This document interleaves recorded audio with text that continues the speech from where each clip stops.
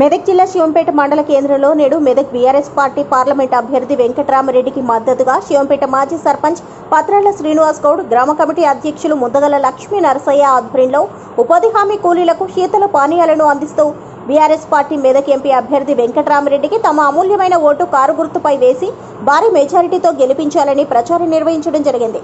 ఈ కార్యక్రమంలో ఉప సర్పంచ్ పద్మ వెంకటేష్, కొండల్ పోచగౌడ్, ముద్దగల రాజు, నాయకులు, కార్యకర్తలు పాల్గొన్నారు.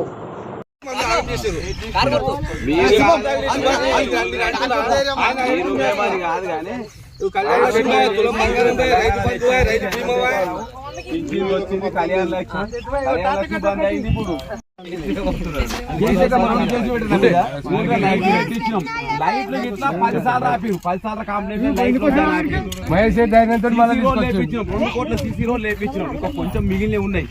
మనకు ఒకసారి అవకాశం ఇస్తే ఎంత పని చేసినాం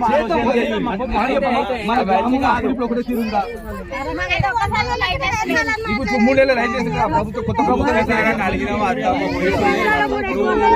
వేడి వేడి గుడ్డు తీసి వేడి వేడి అన్న